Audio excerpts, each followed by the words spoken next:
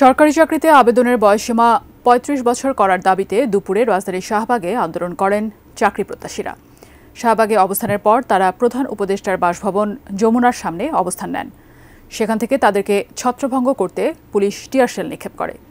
এদিকে সরকারি চাকরিতে বয়সসীমা বৃদ্ধির দাবি বিবেচনার কমিটি গঠন করে দিয়েছে অন্তর্বর্তীকালীন সরকার। বিস্তারিত সহকর্মী সাইমুম জান্নাতের রিপোর্টে। সরকারি চাকরিতে প্রবেশের বয়সসীমা ৩৫ বছর করার দাবিতে দীর্ঘদিন ধরে আন্দোলন করে আসছেন চাকরি প্রত্যাশীরা। দেশের রাজনৈতিক পট পরিবর্তনের পর কয়েক দফায় কর্মসূচিও পালন করেছেন তারা। ৩০ সেপ্টেম্বর দুপুরে কয়েকশো চাকরি প্রত্যাশী শাহবাগে সমবেত হন। এক পর্যায়ে তারা প্রধান উপদেষ্টার বাসভবন যমুনার সামনে এসে অবস্থান নেন। তাদের ছত্রভঙ্গ করতে কাঁদানে গ্যাস ও সাউন্ড গ্রেনেড নিক্ষেপ করে পুলিশ।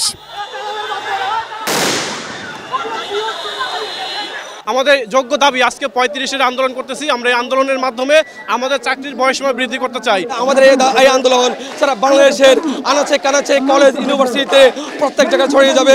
এদিকে সরকারি চাকরিতে বয়সসীমা বৃদ্ধির দাবি বিবেচনার জন্য কমিটি গঠন করে দিয়েছে অন্তর্বর্তীকালীন সরকার।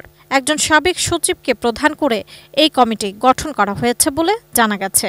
জনপ্রশাসন মন্ত্রণালয়ের সিনিয়র সচিব ডক্টর মোহাম্মদ মোখলেসুর রহমান এ তথ্য জানিয়েছেন। ৩০ সেপ্টেম্বর সচিবালয়ে জনপ্রশাসন মন্ত্রণালয়ের সম্মেলন কক্ষে আয়োজিত এক ব্রিফিংয়ে তিনি একথা জানান।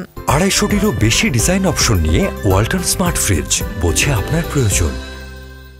এই কমিটির আহ্বায়ক হল জনাব আব্দুল মুহিত চৌধুরী, যিনি বিগত সরকারের অনেকদিন আগে উপদেষ্টা ছিলেন, সরকারের সিনিয়র সচিব ছিলেন। এই কমিটির আহ্বায়ককে ক্ষমতা দেওয়া হয়েছে এবং এখতিয়ার দেওয়া হয়েছে যে কয়জন সদস্য দরকার উনি নেবেন। কর্মপরিধি ভেরি সিম্পল এবং উইদিন 7 ওয়ার্কিং ডেজ এই কমিটি সরকারকে পরামর্শ দেবে।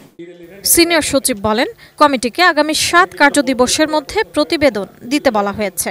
জনপ্রশাসন মন্ত্রণালয়ের সিনিয়র সচিব কমিটিতে সদস্য সচিবের দায়িত্ব পালন করবেন। যখন তাদের নামে প্রসিডিং হবে, তারপরে তাদের নামে আপনার অভিযোগনামা গঠন হবে। সিনিয়র সচিব বলেন, এই কমিটির প্রধান করা হয়েছে সাবেক সচিব আব্দুল মুহিত চৌধুরীকে। তিনি জনপ্রশাসন সংস্কার কমিশনের প্রধান। আগামী ৭ দিনের মধ্যে সুপারিশ সম্বলিত প্রতিবেদন দিতে বলা হয়েছে বলেও জানান সিনিয়র সচিব।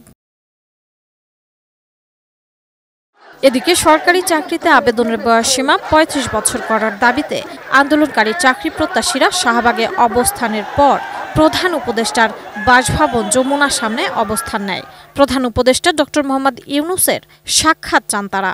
প্রধান উপদেষ্টা ডক্টর মোহাম্মদ ইউনুস ছাড়া অন্য কারোর সঙ্গে আলোচনা করতে রাজি নন আন্দোলনকারীরা।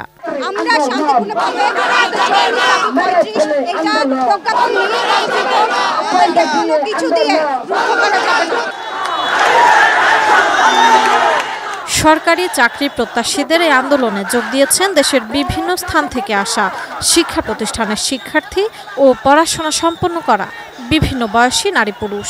ইতোমধ্যেই চাকরি প্রত্যাশীদের দাবির সঙ্গে একাত্মতা প্রকাশ করেন নিরাপদ সড়ক আন্দোলনের প্রতিষ্ঠাতা ইলিয়াস কাঞ্চন সহ একাত্মতা প্রকাশ করেছেন নিরাপদ সড়ক আন্দোলনের প্রতিষ্ঠাতা ইলিয়াস কাঞ্চন সহ আরও অনেকে।